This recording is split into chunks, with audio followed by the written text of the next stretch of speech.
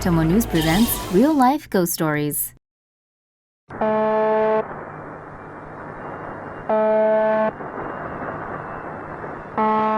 Signals intelligence experts believe a so-called ghost radio station operating out of Russia is broadcasting secret messages to spies. The station, nicknamed the Buzzer, has been emitting a short, monotonous buzz tone since the Cold War, with reports saying it started as early as 1973 to as late as 1982.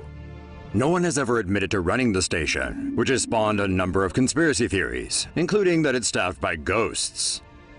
The station broadcasts 24 hours a day on a frequency of 4,625 kilohertz. It emits 25 buzz tones per minute, which is sometimes interrupted by Russian voices that appear to be talking in code.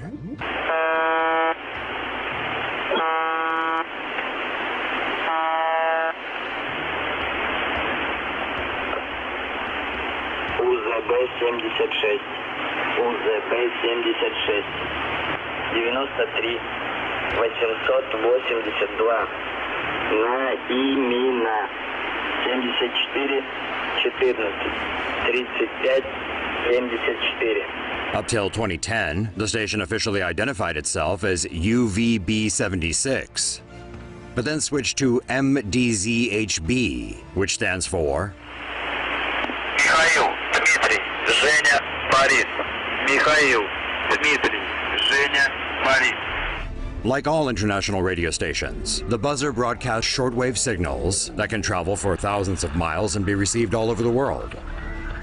Some have speculated that the station is programmed to retaliate if Russia is ever hit by a nuclear attack. But experts have ruled that theory out for technical reasons. Instead, they say the station is probably a tool to communicate in times of crisis, like say a war, with Russian spies overseas and military personnel stationed in remote areas. So let's just hope the Buzzer keeps on buzzing, and the only voices we hear on its continuous low frequency are just testing the signal. Ghost photobombs girl's selfie. A teenage girl from Georgia got a tingle down her spine when she checked her photos from a recent fishing trip.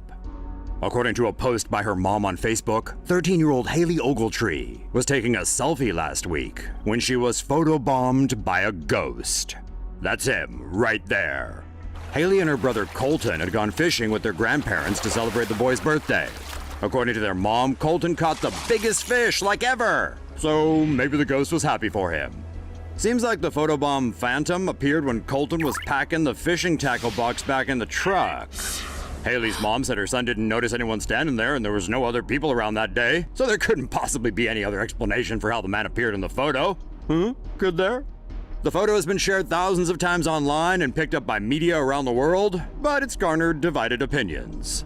Looks like many of you out there straight up believe in the existence of ethereal beings, while others take a more cynical view and are sure some post-production jiggery pokery went on with young Haley's photo. So, do you believe in ghosts? Or do you think the photo is fake? Let us know with an appearance of your own in the comment section below. Latoya Almond says her home in Gary, Indiana is haunted with over 200 ghosts. Now, I know what you're thinking, but she has plenty of independent eyewitnesses, including an ordained priest, a practicing doctor, workers from the Department of Child Services, and mountains of paperwork by government agencies and signed affidavits to certify that she, nor any others in her family, aren't making this up. Scared yet? In November of 2011, Latoya and her family moved into their new home and the strangeness started immediately. Swarming flies, strange noises, and even ghost punches and levitating children were observed. The hauntings were concentrated in the basement area.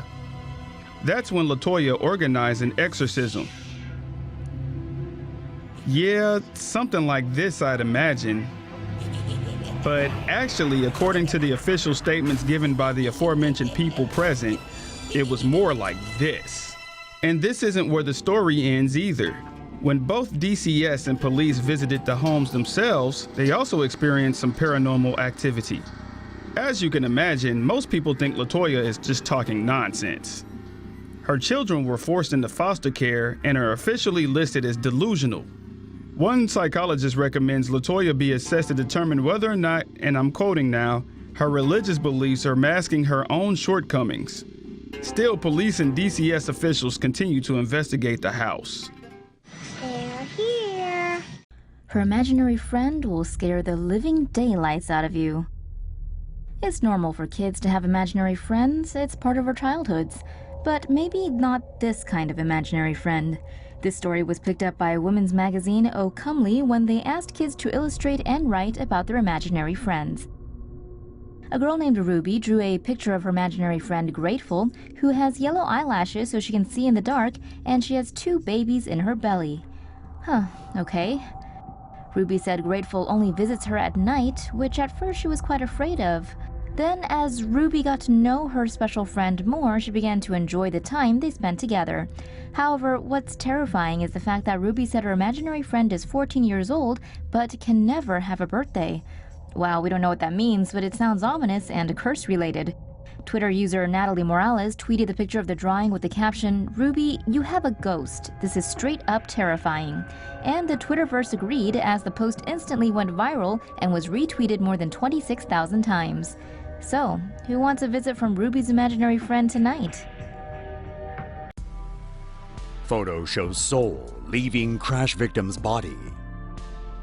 This photo of a fatal accident has gone viral on social media.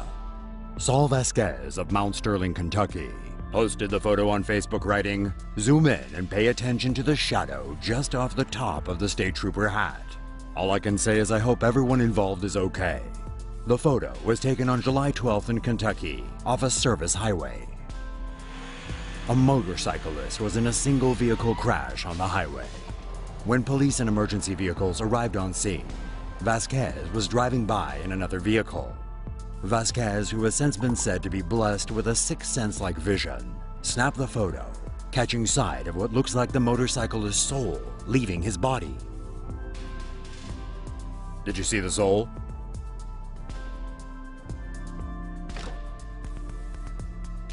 Officials said the motorcyclist was taken to a local hospital, where he later died. But the photo has made believers out of many Facebook users.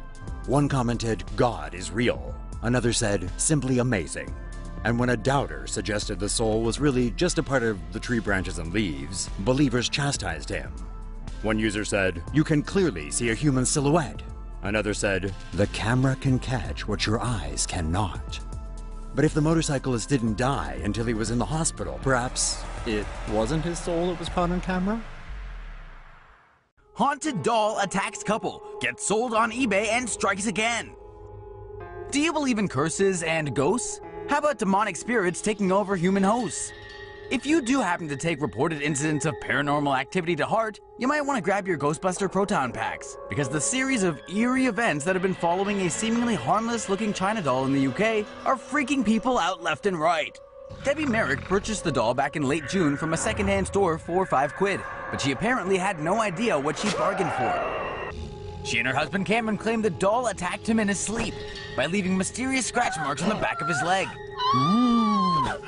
Debbie claims she's found the doll in different spots, and not only does she think it can move, she's convinced it took its own necklace off, in the box. Having had enough, Debbie stuffed the doll in a box, taped it shut, and threw it up for auction on eBay, then threw it in the shed until shipping it to the next owner far away from her. Enter Lee Steer, a paranormal investigator who just needed to know what the deal with this creepy doll was. So much so that he snagged the doll with a winning bid of £866.